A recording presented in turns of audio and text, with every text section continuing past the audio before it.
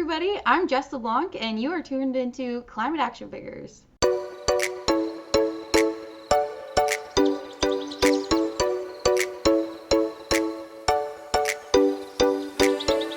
Hello and welcome to a fresh edition of Climate Action Figures. My name, as always, is John Whidden, and this week on the show you get to meet Jess.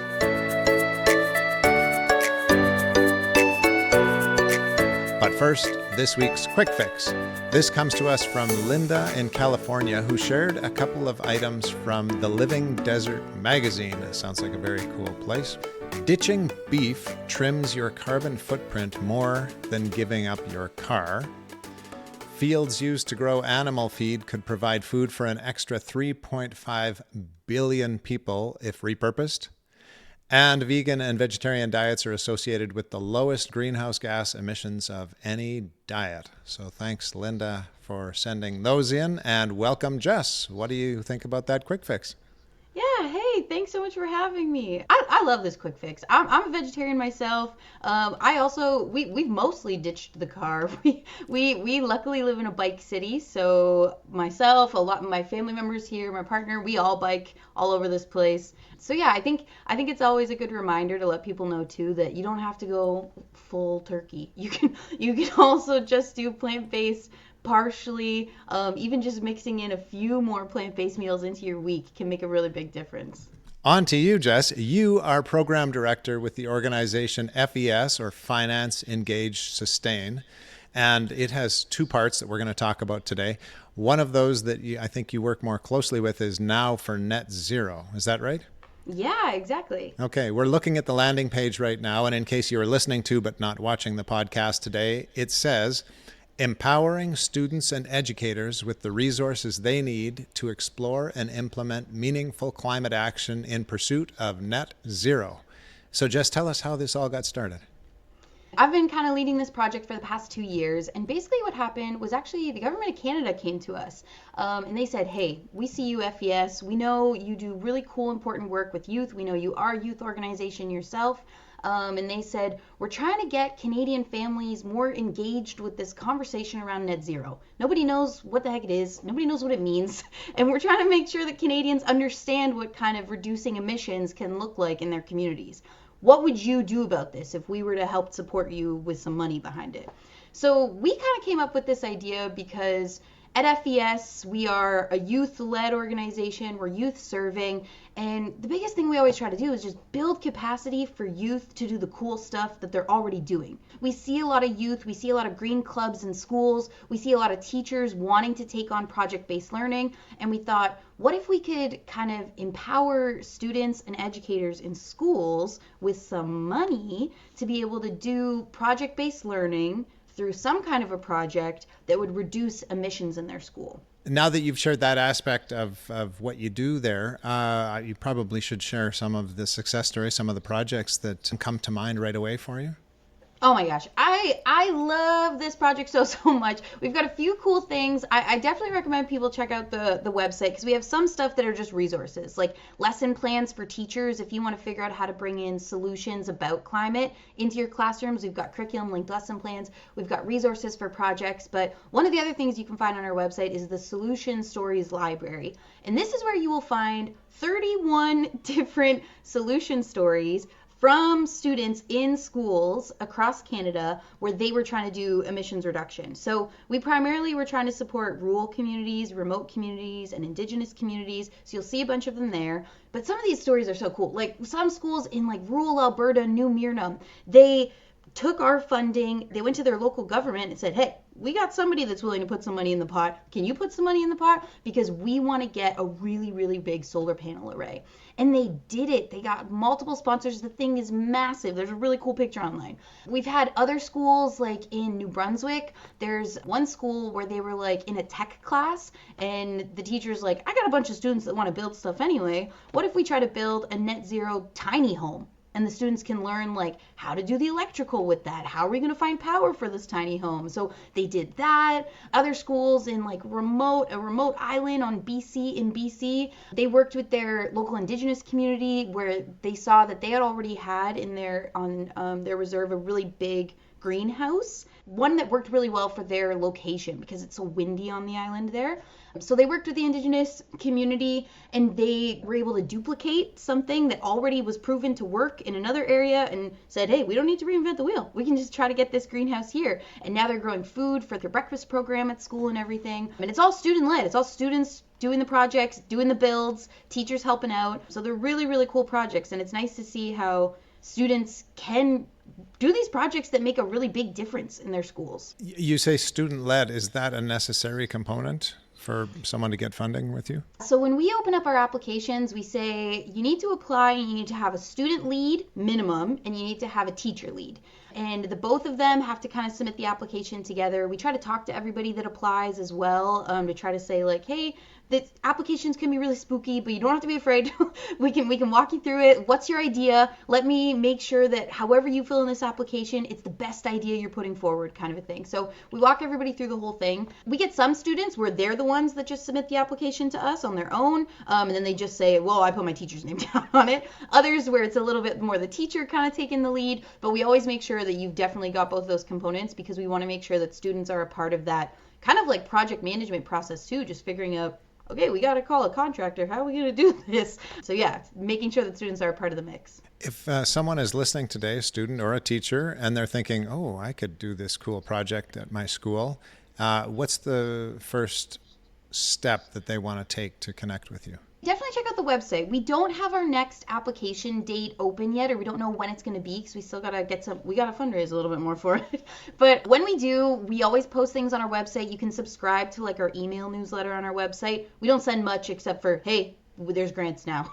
So it's a good kind of reminder. First and foremost, remind yourself that these kind of things can be really intimidating. When you hear somebody got a big solar panel at their school or a big greenhouse or whatever it may be, you could very easily think, how am I going to be able to do that at my school? That seems like a lot of work.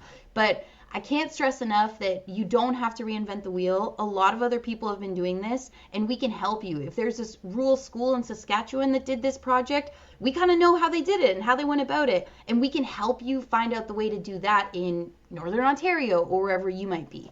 You mentioned the government of Canada coming to you. I'm going to put you on the spot and ask you a question that you can't actually answer, but take your best guess at it. How do you think this happened that the government of Canada became so interested in net zero that they wanted to pursue this? Is that a grassroots thing of people pressuring MPs, or was it a big leadership thing with our government? How do you think that happened? So you have departments in Canada that are responsible for climate change and the environment. That's their job. They're called ECCC, Environment, Climate Change Canada. They manage a lot of different things related to climate and environment all across the country.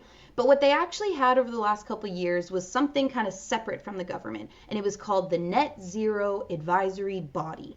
And it was essentially this kind of third party of scientists, experts, climate experts, industry, and they said, hey, we know there's all these other countries, everybody's trying to get to net zero, everybody's trying to reduce their emissions. We need to be doing this in Canada. We need to make sure that our government is accountable and that we're actually working towards that in our policies and the ways that we're running each province, all of that. So the Net Zero Advisory Body and the government department, they kind of worked together and they said, okay, well, because net zero, we really want to be delivering on engaging Canadians with this and making sure that we're moving towards this, we're going to open up a grants program. And because we know that it's really important to empower youth in these spaces, because youth are doing some of the most impressive work in Canada, honestly, on climate, they were like, we're going to open up a small grant specifically to engage net zero, climate in Canada, and youth, and see what they could do with it. So that's how it kind of started. And then because they were like, well, who's youth and who's doing stuff in this circle, they knew FES's name because we're pretty well known in that space now. So they said, hey, we're going to talk to them. I've been told that when we write or email our MP, that represents hundreds of voices. So it's very important to do that. Do you have a message if we want to write in and say, hey, let's do more of this? Is it the ECCC that we hit, or your organization, or what's important to say to our leaders? Yeah, I think what I always encourage people is get local. Who's the principal at your school? First questions I would even be asking is, do we have a climate action plan for our school? Does our school have a plan for how they're going to fix these old windows or what they're going to do here? Does our school district or our school board have a climate action plan? Do they mention the word sustainability once in like a strategic document that is public. And I would just start asking questions, honestly. I think a lot of the times for young people, you feel like, I can't call my MP or my MLA. I have no idea what I talk to them about. I know I care about climate, but what am I supposed to advocate for? What am I supposed to say? But I think even if you put yourself out there, introduce yourself, and just lead with curiosity, right? It's okay to say, I don't know everything. I'm not the expert on all of this, but I know that I care about my future, and I want to know what our school's doing about it. I'm a person in this region. I'm a person from this city. You're my MP. I don't know everything about climate. I don't know everything about policy, but I wanted to introduce myself to you and let you know that I care and I'm really worried about this. What are you doing to protect my future and protect the environment that we live in? And I think that is a really attainable place to start. And then very quickly you'll start to realize, oh wait, I'm in here now. I kind of know what this space is. I can start asking more questions, or I actually know what I want to advocate for. I want to bring up this to them. And yeah, it all just kind of starts with putting yourself out there first. That really awkward one. It's the hardest part. Great advice. Now, Jess, we talked before the interview, and it became clear that you are on your way eventually to leave FES because it's a youth-led organization and you want to honor that. And so as you grow older, you're paving the way for your departure, not because you dislike it, but because that's part of the deal. But when you look back at where Now for Net Zero came from and where maybe it might go in the future, what makes you happiest about what it's achieved, and what do you imagine it doing in the next few years? That's a really great question. So I've been at FES for almost 5 years now. I started kind of right after the pandemic, and it's been so cool to be learning so much on the go. I think a lot of youth organizations are like that. We're just trying to push forward and figure it all out as we're moving. So looking back now, we've been able to support these schools. I'm really proud of what we've been able to do, but I'm so just fascinated by each of the schools that we've worked with. We worked at 31 schools by now. The projects that they've come up with have been really, really cool, honestly. And I think it's a really good reminder, kind of what I'm excited about to look to see where these projects go and where Now for Net Zero goes, is we've worked with these rural, remote, and indigenous communities, and we've got something started there. Even though it might just be a small greenhouse that's only making enough food for their school breakfast program. It's started something and it's built a little bit of momentum in that community, right? Because schools are communities. There's teachers, there's students, there's parents, there's businesses related to a school, right? And these projects have built this momentum to say, hey, we're doing something about this because we care about it, right? And maybe they only got $15,000 from us or $10,000 from us, and you can't really do too much with $15,000. But I'm really excited to see where we can take that momentum and go from there. We have one school that we worked with where the students said, we're learning about energy and efficiency, and we have these really old lights in our school building, right? And we gave them the money and they were able to do lighting retrofits for 8 of their classrooms. Do they have more than 8 classrooms in that school? Yes. Did they get to do all the classrooms? No. But what they did was they did it once. The students planned it. The students called the contractors. They got these lights in. And then the students went to their principal and to their school board and said, hey, we learned about how much money our school could save in money and in emissions if we switch this lighting. And even though the students were only able to change 8, the hope is that if they keep barking up the tree, maybe the school will find the money to replace all the lights. And I think it's sort of that pushing the snowball and seeing how big we can roll it to see what some of that bigger kind of community-wide impact could be a couple years from now once this momentum has started. Right, getting the ball rolling. Exactly. And empowering youth. Wonderful stuff. Now, we shouldn't leave FES without talking about the other branch, which is Youth Harbour. And do you want to tell us a little bit about that? Like we said, FES is the main kind of charitable organization. It's youth-led, youth-serving, so everyone at the organization is under 30. So we have FES, and then it kind of has their 2 main programs. It has Now for Net Zero, and then it has the Youth Harbour.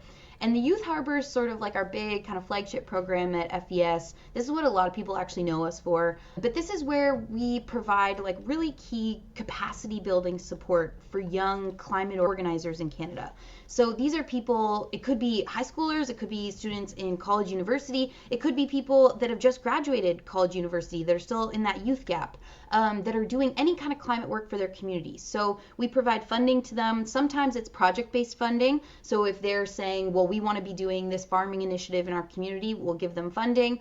Others, it's funding for access, right? We know youth, a lot of the time, they don't get the invites to the fancy conferences where people are talking about our futures. So what we try to do is we try to say, hey, if you know of an event happening in your city or something happening where you could go and you could learn about climate from other folks, let us know, because maybe we could pay for your ticket there. Maybe we can pay for your flight there. Do you need a hotel? Maybe we can give you money for that too. So we try to provide funding on that front. We've got some like wellness funding programs as well, because we know youth are usually doing this and they're usually not getting paid for it, right? Everybody else can have their big fancy jobs in this climate sector and their salaries and everything, but youth are doing a lot of this work unpaid, and not a lot of people recognize that. We have co-working spaces that people can go to. We try to make the Youth Harbour kind of like a massive kind of space, a network where youth can come at any point in their journey of climate engagement and say, this is a safe space, I need help, or I'm starting out, I'm learning, or I've already been doing a little bit, I need help to get to that next level. And we have multiple programs to try to fit everybody's needs in that way. As I poked around your website a little bit, I noted that storytelling plays an important role. Why is that? Storytelling is just huge for, I think, communications as just humans, right? We could sit here right now and you could tell me all about the GHG emissions with vegetarian diets. You could tell me all about how the world's burning, all this stuff, right? But I'm only going to take so much of it, right? If you tell me a story about something that happened in your community, hey, you know what? We actually had these crazy heat waves last summer and it really sucked. How about you? Are you feeling that? I think if we could all relate to each other, maybe in more of these stories of what climate change actually is and what it's looking like in our communities, I think it would be so much easier, because right now we're getting lost in the sauce as Canadians. We're getting lost in the politics. We're getting lost in the misinformation. It's overwhelming.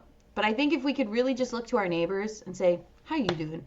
What are your concerns for the future? Oh, you're worried that you're not going to have enough money in the future? I get that too, right? That's a fair concern to have. I'm worried a little bit about climate. That's what I'm really worried about. But I bet you there's a lot of connections on that front too, right? So I think if we could bring it back down to just telling stories as fellow Canadians and our neighbors and making it local, we'll probably start to see a lot more results. How's the rubber hit the road with storytelling in terms of now for net zero? Probably a bunch of our grantees, a bunch of our projects, they're like, oh, I got another email from Jessica. But I email them often. We try to chat with them often, because we try to collect. We get them to take photos of their projects. We get them to send them to us. We meet with them so that they can tell us, okay, well, these were some of the challenges we faced this month as we were trying to get this vertical farm up and running, or whatever it may be. So we kind of document all of this stuff. And then that's why on the website we have the Solution Stories library, where we kind of put all this content up there to tell their story, right? Because we really do think that if more schools just knew about attainable action projects, they could probably replicate that in their communities. So one, we try to tell stories for that replication, to try to say, hey, somebody did this over here, you could probably do it there. But then also what we do is we try to connect them with local media in their area. We call up CTV News, we call up their local radio station, we message their newspaper and say, hey, there's this school in your region that's doing some really cool stuff. It would be awesome if you could go talk to them. It would be awesome if you could highlight that. Because yeah, I think it's important too to tell this story and show that like youth are figuring it out. Youth are taking a stab at it. They're leading with curiosity. They're trying to get this conversation going in community. If they can do it, one, we should give them credit for it, and two, the community should start having that conversation now too. It's not just some shiny like, oh, look at the cute young people doing this. It's no, let's actually talk about what they're doing, because it's really important. Right. Well, we'll definitely put a link to that in the show notes so that our viewers and listeners can go check some of those stories out. I have to go off on a bit of a tangent, Jess, and ask you, when I looked again at the website at Now for Net Zero and FES, it looks like you have a great mix of people on your steering committee, but it seems like the core work, according to who we are, appears to be in the hands of maybe 5 young women. Now, women seem to be doing a lot of this work these days. Maybe that's just the way it's been in history. I mean, there's lots of men and young men doing things too. I grant you that. But when I hear about stories and people send me stories, you should interview this person, so many times it's women. Do you have a thought about that? It's definitely a trend, right? Like we're seeing for sure, like I don't know the stats, but I feel like if I had to bet, majority of people in the climate action space are probably female identifying. So what that tells us, what that means, who knows? It's all speculative. I don't know how we could try to figure it out, but I think more so it's it's why is that the case, right? Like that shouldn't be the case. Everybody should care about this. It shouldn't just be rich people, poor people, and like everybody should be caring about this stuff. And maybe it means what are the pathways? What are the pathways into working for climate, right? A lot of people think, oh, if I go work for a nonprofit or if I go into the climate space, I'm just signing up for a low salary. I could just go do something in the corporate space and make way more money, right? Maybe it's something to do with that and something with that misconception, because I think it's important for a lot of Canadians to know that like there are a ton of jobs in this energy transition that we're trying to move towards. There's a ton of jobs, a ton of high paying jobs, and we're looking for this. Another big policy that I would say to check out for folks is the Youth Climate Corps in Canada. This is a youth movement where they're pushing government to try to say, we need to create more job opportunities in the climate space for young people. I think that's what's exciting about these projects too, is we're not just working with like the green club at the school, right? Sometimes it's the green club, sometimes it's a grade 11 science class. A lot of the times it's the tech class, like the shop class, the mechanic kids. They're kids that like kind of don't even really like going to school, definitely didn't really care about climate, but they're like, oh wait, I could learn how to build this tiny home and I could save myself and my family money if we were to switch over to some of these things. Yeah, that's cool. I'll do that. Or they're like, hey, you need help building this like retrofitted renewable energy shed in the back for a hydroponic system. I like building. That's how I like to learn. Sure, I'll be in there. So I think it's making people realize that like climate isn't just for like the hippies or anything. There's something for everybody to do in this space, no matter what your interest is. Science, engineering, building, business, money, like anything, truly. So it's finding a way to take what you're already interested in and then apply that to climate and environment. Very true. And I must point out that our last two guests on the podcast were young men in South Florida doing very cool things. There we go. Anyways, before we run out of time, Jess, we need to ask you what your climate action is that you've chosen today. My most simple advice, or the thing that I do, is talk. I try to talk about it. I think, again, like if my parents are watching the news and somebody's yapping at them about climate, they're like, okay, that was the news. Do I trust CTV today? I don't know if I trust CTV today. If I talk to my parents and say, I learned about this thing today. What do you guys think about that? I actually am really worried about this. I think I'm really concerned about this. A lot of the times my parents are like, oh, wow, like they trust me. They don't think I'm spewing nonsense at them. So we have a conversation about it, right? And then they might talk to their friends about it, or they might start to see things differently. And even if it's your parents, your family, your friends, the place that you work at, the school that you go to, right? Talking about it, I think can be one of the most impactful things that we all can do, because right now we're seeing a lot of it. We're seeing the news, we're seeing the TV, we're seeing social media, but we don't actually talk about it in our social circles. Sometimes we forget about our spheres of influence. Even if you're a student watching this and you're in school, like you don't have to have the answers. I want to remind you that. But even if you were to just go to your teacher and say, hey, can we talk about climate change this year at some point? Maybe could we tweak one of the assignments to be related to climate change? I think I'd really like to explore that a little bit, right? That's a big snowball in and of itself. So talking, I know it sounds crazy, too simple, honestly, but talking and gabbing. Well, in almost 50 episodes, you're the first one who's mentioned talking, so I love it. It's a great suggestion. Now, you talked about social media, about watching the news. You could talk about our recent federal election and the fact that the Green Party doesn't even have enough seats to be an official party. That can kind of drag us down a little bit. What gives you hope? What gives me hope? Well, I know there's things that bring me a lot of joy. I think it's important that everybody tries to make sure that you feel joy. You carve out space for joy in your lives these days. But what gives me hope in the climate movement? Communities are starting to realize that climate solutions are also just really simply affordability solutions, right? Everybody keeps trying to convince us that the fight for climate is opposed to the fight to make houses cheaper, to make groceries cheaper, all of that. And I mean, they're making us think it's two separate things, right? Where really a lot of the times, like renewable energy, local food systems, greenhouses, like this is stuff that makes food more accessible for communities, energy more accessible for communities, and cheaper for communities. So I think what I get excited about is that I think before we used to be like, care about climate, everybody, please. People are like, okay, we'll get there. But now we're like, hey, what's your grocery bill? You want that lower? here's this solution that's one, good for the planet, but also it's just going to make it cheaper for your family. And I think people are starting to have more of those conversations, or start to realize those solutions in their communities, because we're starting to see them in more communities. And that makes me hopeful, because I think a lot of the time we care more about the money piece than the climate piece. We weren't able to necessarily convince people. We've been trying to convince people to care about climate for a long time, and we're here. So I think it's exciting to see, oh wow, this other piece is coming in here that might actually really move the needle. And since you brought it up, what brings you joy, just for fun? Oh my gosh, what brings me joy? I try to get outside. I try to touch grass, try to see that sun. I think, yeah, being outside and trying to disconnect is really nice, and making sure that I'm connected to other people, right? Like connecting with other people, expressing when I'm really sad about something and letting them kind of hold that with me, I think is really helpful too. So getting outside, crafting, music, community stuff, events, whatever it may be, I just say get out, because when you're stuck in the sadness corner on the phone or on the computer, it's a dark place, everybody. You gotta get out of there. Well, thank you so much for joining us today, Jess. Yeah, thank you so much. It's been so much fun. And thank you, dear listener. If you enjoyed what you've heard here today, I'll bet you have, please share the podcast with someone you love. We will be back again next week, same time, same place, to hear from another climate action figure. Until then, go figures!